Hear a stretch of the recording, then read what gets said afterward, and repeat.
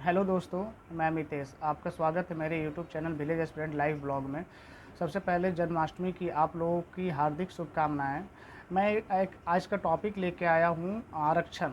जो अभी कुछ दिन पहले कुछ चेंजेज हुआ था आरक्षण पे, उसके बाद पूरे भारत में भारत बंद का ऐलान तक कर दिया गया था। आखिर वो मुद्दा क्या है, आज उसको जानते हैं, उसको समझते हैं।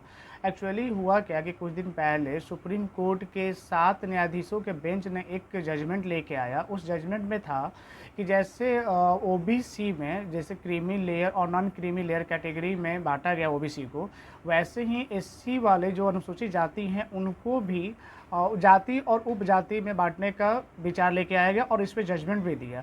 जैसे जैसे अनुसूचित जाति वाले में को भी एक क्रीमी और नॉन क्रीमी लेयर में बांटा जाएगा। मतलब अर्थात रिजर्वेशन देने का प्रावधान है, जो अब पहले जैसा नहीं है कि पूरे अनुसूचित जाति को मिलेगा। अब है कि जिनको सच में आरक्षण की ज़रूरत है उनको मिलेगा। मीन्स कि आप ऐसा समझ सकते हो जैसे ओबीसी में क्रीमी लेयर को आरक्षण नहीं मिलता है और सिर्फ नॉन क्रीमी लेयर को आरक्षण मिलता है। मतलब एक क्रीमी लेयर और नॉन क्रीमी लेयर के बीच का जो डिफरेंट है उसका सालाना आर्थिक स्थिति के मतलब सालाना जो उनके फैमिली का कितना इनकम है कुछ उसके हिसाब से क्रीमी और नॉन क्रीमी लेयर को बांटा गया है। उसी प्रकार अब वर्तमान में जो सुप्रीम कोर्ट का जो जजमेंट आया है वो उन्होंने ये जजमेंट सुनाया कि अनुसूचित जाति को भी क्रीमी लेयर और नॉन क्रीमी लेयर में लेके आया जाएगा।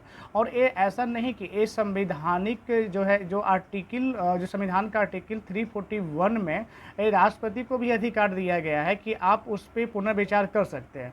मीन्स ये असंवैधानिक भी नहीं है। जैसे कि कुछ दिन पहले मतलब हुआ था, जो हंगामा हुआ 21 अगस्त को पूरे भारत में कि नहीं आरक्षण के साथ खिलवाड़ किया जा रहा है और ये आरक्षण के साथ खिलवाड़ किया जा रहा है। बट ऐसा कुछ है नहीं, लोगों को एक गलतफहमी हुई जिसके वजह से इतना हंगामा हुआ, पूरे भारत बंद का तक ऐलान कर दिया गया, कहीं कहीं प्रदर्शन भी हुआ। बट इसके प्रति अगर अच्छे से जान लेते तो उन लोग ऐसा कुछ करते नहीं।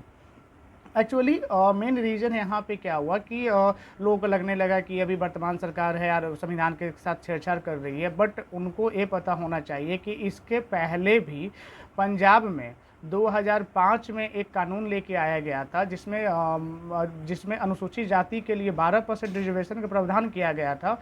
और उस 12% का 50% उस 12% का 50% वाल्मीकि एवं मजहबी सिखों के लिए रिजर्व कर दिया गया। तो जो बाद में जा करके 2007 में उसको असंवैधानिक करार कर दिया गया और वहाँ के हाई कोर्ट ने उसको असंवैधानिक करार दिया। और उसी प्रकार उसके बाद आंध्र प्रदेश में भी एक 57 जो अनुसूचित जाति था उनको भी उपजाति में बांटने के लिए विधानसभा में एक कानून लेके आया, बट उसको भी 2007 में ख़त्म कर दिया गया।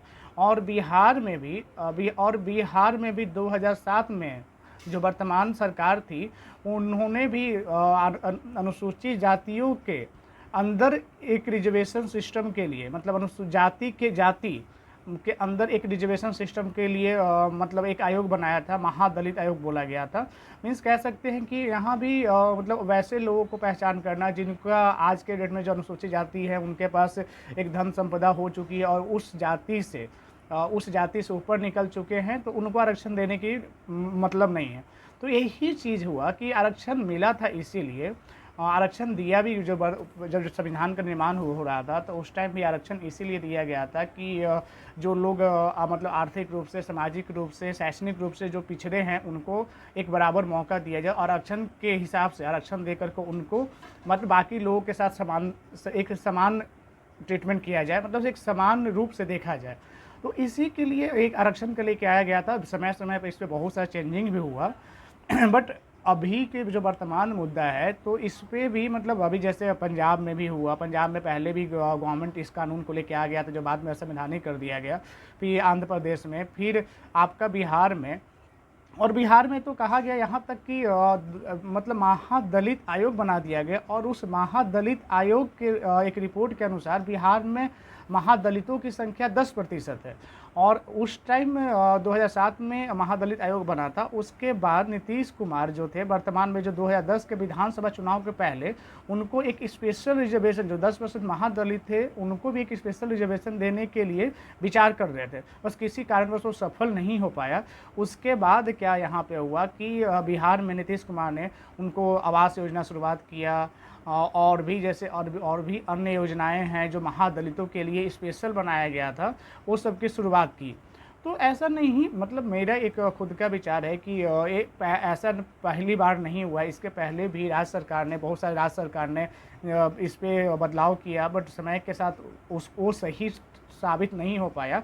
बट अब समय आ चुका है, बहुत सारे ऐसे मतलब अभी अनुसूचित जाति में भी ऐसे वर्ग के लोग हैं जिनको रिजर्वेशन की सख्त ज़रूरत है, और बहुत सारे ऐसे हैं जिनको रिजर्वेशन की आवश्यकता नहीं है।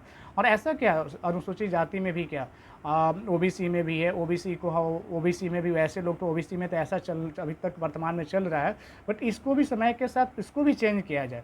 और मेरे हिसाब से पूरे देश में आरक्षण सिस्टम को एक इस तरह से दिया जाए कि जिनका इकोनॉमिकल कंडीशन के हिसाब से दिया जाए, जिनका इकोनॉमिकल, एक आप वर्ग डिवाइड कीजिए कि मतलब एक वर्ग क्लासिफिकेशन कीजिए कि इतना का सोर्स ऑफ इनकम हो तो इतना आपको आरक्षण मिलेगा, इतना है, इससे ज़्यादा है तो इतना % आरक्षण मिलेगा, इस तरह से कीजिए। तो इससे क्या होगा कि सभी लोगों को स्टार्टिंग में प्रॉब्लम होगी, समस्याएं होगी, लेकिन इस पर न्यायिक जो सिस्टम है उसको इस पर विचार करना चाहिए। क्योंकि आज के डेट में बहुत सारे ऐसे लोग हैं जो रिजर्व कैटेगरी में आते हैं, लेकिन कहीं ना कहीं से सोर्स लगा करके वो ओबीसी सर्टिफिकेट बनवा लेते हैं, शेड्यूल कास्ट सर्टिफिकेट बनवा लेते हैं, ईडब्ल्यूएस भी बनवा लेते हैं। जैसे ईडब्ल्यूएस ही आया, वो भी बहुत सारे ऐसे जो ईडब्ल्यूएस के लोग हैं जो बनवाते नहीं हैं, और बहुत सारे ऐसे हैं जिनको ज़रूरत नहीं, वो बनवा करके इस सेक्टर में काम कर रहे हैं। तो मतलब इस क्षेत्र में जा रहे हैं, आरक्षण का फ़ायदा उठा रहे हैं। तो ऐसे पे आपको मतलब गवर्नमेंट से, जो राज्य सरकार है, जो सेंट्रल गवर्नमेंट है, उनसे एक अनुरोध है कि आप जो आरक्षण सिस्टम को एक स्ट्रॉन्ग बेस बनाइए, एक डाटाबेस ऐसा बनाइए जो आरक्षण के सच में काबिल है, उनको आरक्षण मिल पाए। और मैं यहीं पे अपना वीडियो ख़त्म करता हूँ, क्योंकि अगर आपको ज़्यादा डिटेल्स वीडियो चाहिए कि आरक्षण में सच में क्या क्या चेंजिंग हुई, तो मैं उसका डिटेल्स वीडियो मैं बना दूंगा। और अगर चाहिए तो आप कमेंट में यस लिखें। चलिए अब तक के, अब यहीं पे मैं वीडियो ख़त्म करता हूँ। चलिए बाय बाय, गुड नाइट। और आप लोगों को एक बार फिर से जन्माष्टमी की हार्दिक शुभकामनाएँ।